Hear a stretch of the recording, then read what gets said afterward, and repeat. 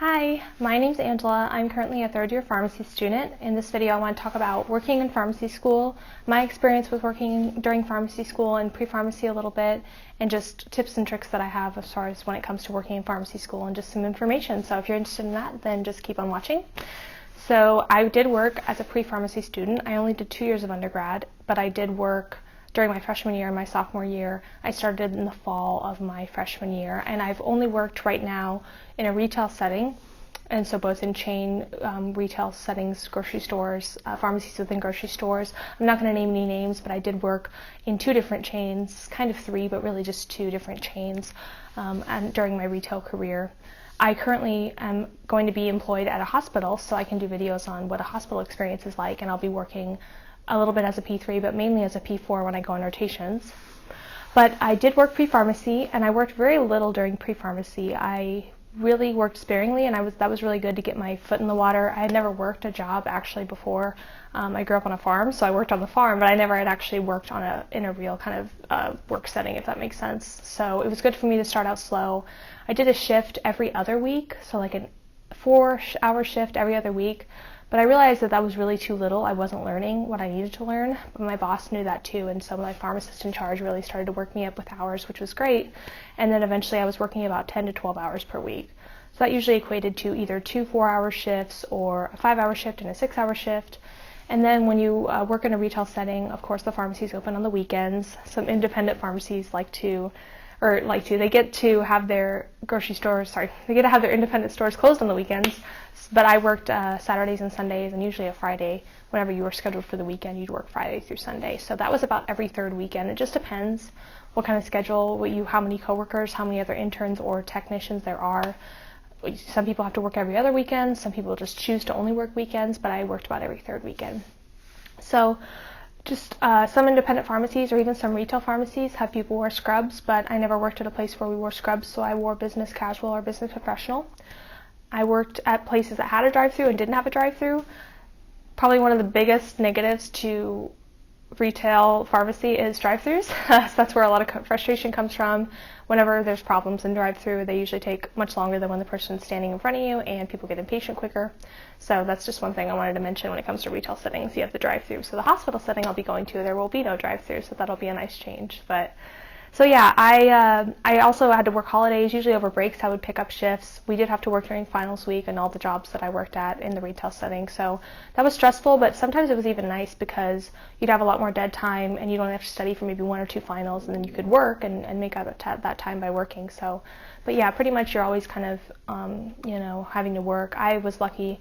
I had to travel between my school and my home, so I was really lucky to have time to where I could go home as well, but then also work over breaks. So working pre-pharmacy is something I would definitely recommend. The pharmacy school I'd applied to specifically mentioned that as something they look for in potential applicants. They look for someone who has had work experience. It shows that you're interested and shows that you're committed to learning about pharmacy, and it shows that you have a knowledge about pharmacy and the profession that others who don't work, don't have that.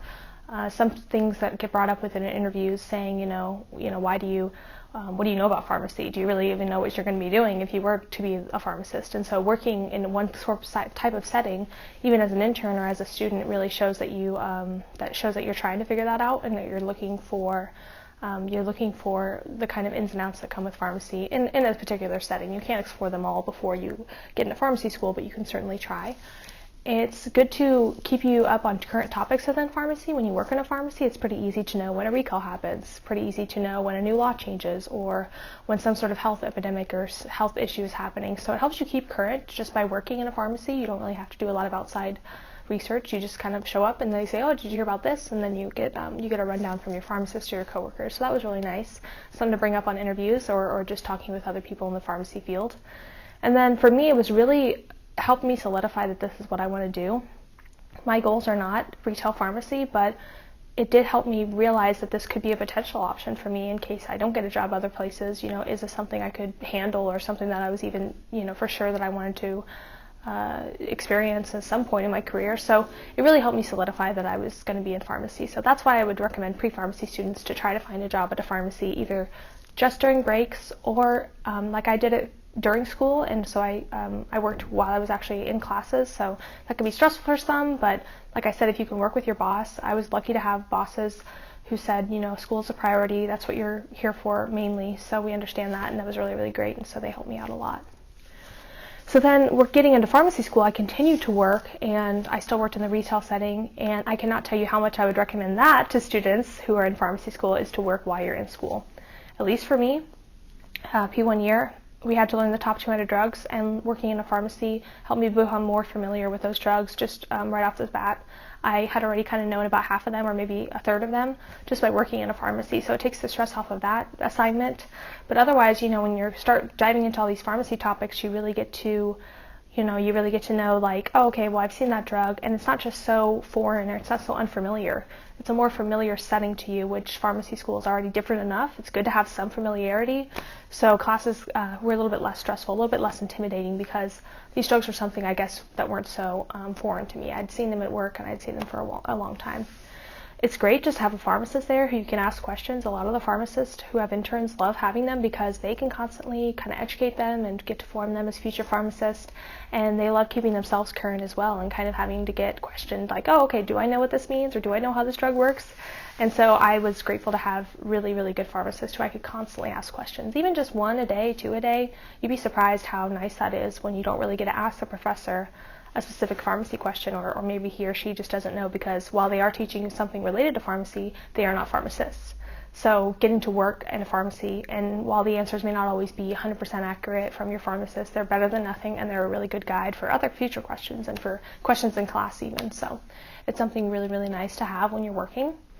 And then working in a pharmacy, you start, at least in the retail setting that I was in, it's my first chance to interact with patients, and so if that's what I'm going to be doing as a pharmacist, is patient care, it gives me a first step into that. So it was really, really nice, even at the beginning when I just was kind of checking out, I didn't really help too much in the decision process of the pharmacy, but I just checked people's prescriptions out, getting to talk with patients and kind of build those professional skills and build those customer service skills, learning how to deal with difficult patients, learning how to deal with difficult situations, stressful situations, gives you a lot of really, really good practice before you have to become a pharmacist, I think, and to have to do it in a real setting where your job is kind of on the line, and you also are held to a high standard, so it helps you build towards that. Then, whenever we were in P1 year, we learned to immunize, and I got practice right away, learning how to give pneumonia shots, flu shots, Tdap shots.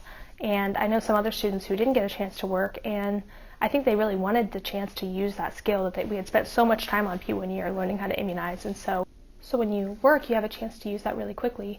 And it was really, really nice because the pharmacists really, really like not having to immunize and do every single vaccine that comes through the door. They love having students who they can say, okay, I'll let my student do this, because they're usually really busy. Vaccines do take a lot of time, and pharmacy students usually like the break of pace and getting to go do something different. So it's good for pharmacists and good for students. One thing I also didn't think about so much, but when I came into my first law class, I had a lot better background on law just from working in a retail pharmacy. All the little labeling requirements, the storing requirements, the just general pharmacy law in the retail setting at least, I had a really good background of just having to know that to do my job correctly. So law classes were definitely less intimidating. And then probably the biggest benefit was that once we hit therapy courses, pharmacotherapy courses, I was able to apply that knowledge within the same week, within the same month, within the same day of learning it. So I would go to class, and then I would go to work, and I would immediately get a question about something I just learned. It was like a mini test every day, especially when we learned over-the-counter medications. I immediately would have some patient ask me about the drug that we just had learned a couple hours before. So instant, application, constant application is just really invaluable, I think, when it comes to learning this stuff really, really well. We get examples in class where they say, oh, patient case, this, and this, ask this, and this. Well, nothing is more real than having a real patient and a real situation and a time deadline to make you really know your stuff and make you really remember your stuff. So that's what I loved about it. I even had some other friends in pharmacy school that would just say it was uncanny how we taught something, and then the next time we would go to work, we'd get questioned about it. So it just really is a really cool thing and useful. And just so you kind of know, pay-wise, I was paid, I think I started out maybe like $11.80 per hour, and then I worked up to about $13.50. I think this hospital job I have is higher than that. I think hospitals pay a little bit better, but that's kind of how much I got paid. I really wasn't working for money. I was really working for the experience because it came so highly recommended, and I wanted to just know for myself if pharmacy was the right career for me, and working would help with that. And but I would say it definitely adds a stress. It was a stress working, and I did eventually have to leave my retail job and just working in general and take a break because I had gotten so involved with organizations. I had gotten so involved with school, and I took school very seriously, and I also took a really difficult elective that took a lot of time, yet I really wanted to put my energy towards it. And so after working, I worked about 4 years with pre-pharmacy, and then in my P3 year, it had been around 2 years total, or sorry, 4 years total that I'd worked for a retail setting, and I just knew I needed to leave that. I wasn't going to be in retail as my future career goal, and I also was overwhelmed with the other things going on in school and life, so I had to leave the retail setting. That's why I'm going into the hospital setting, but it's an added stress. One I still think is worth it, but it is an added stress that you need to think about when you're deciding whether or not to work in school. I definitely would bring home some stress from working. You know, some patient gets really upset or a situation is really sad. You bring that home, you think about it, you kind of mull over it, kind of brings your mood down. So if you don't work, you don't have that, which is a bonus of not working. But that's something to think about. Different, you know, relationships with your coworkers, with your boss, that can kind of weigh on you. It definitely weighed on me, having a bunch of different bosses and different coworkers. And so you have new relationships that you have to kind of work on and get through. And then just having to balance, you know, it's this extra pillar. You know, you have a pillar: your school, organizations, your personal life, your social life, health, and then work comes in, and work usually kind of takes over sometimes, especially when they're having issues. But like I said, it's something to think about, but I definitely think it's worth it. And just to finish off this video, it definitely helps when you're making money in school, when you have a bunch of loans. I'm sure you've heard pharmacy school has high loan amount. So it helps when you're working to kind of pay for your expenses, pay for the fun stuff. You don't feel so guilty about having to go out to eat if you're, you know, working and you're making a little bit of money. I love the patient stories that I've gotten from my retail job. They're priceless, and hearing the funny things and getting to tell other people what this person said or what this person did is really enjoyable for me. And not to make fun of them, but just it's just hilarious sometimes, some of the things that go on when you work in a retail job. It's just a unique setting. And otherwise, like I mentioned, it just really helps you make sure you know that this is your passion, that the pharmacy is the right career for you. And it also just helps you keep going within school. Sometimes it's hard to see what the fruits of all your hard work in school will be, but if you're working, you can see what the end goal is kind of like for at least one area of pharmacy, and you can see yourself have an impact in that setting immediately. You know, if you help a patient work through an insurance problem, if you help a patient just get counseled on something, give them a vaccine, you know, sometimes it seems so far away with pharmacy school, like, oh, you know, that's like years away, and how do I push through? It helps you push through when you're doing it in a real life setting.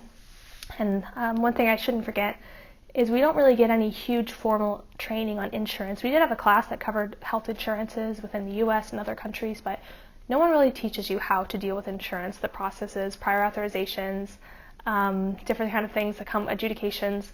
So working in a retail setting gives you that experience. And so me going into the hospital setting, I've heard that I will not have to deal with insurance at all, which is nice, but it's something that's really important, the payment system of our healthcare system, especially with medications, for you to know and have a good background on. So I'm glad I kind of have that a little bit. And if I were to go into something like managed care, it would help me be set up better in that kind of position. But some people really are frustrated by insurance, and so this gives a good background in helping you learn what insurance billing and things like that are like, Medicare, Medicaid, all that fun stuff.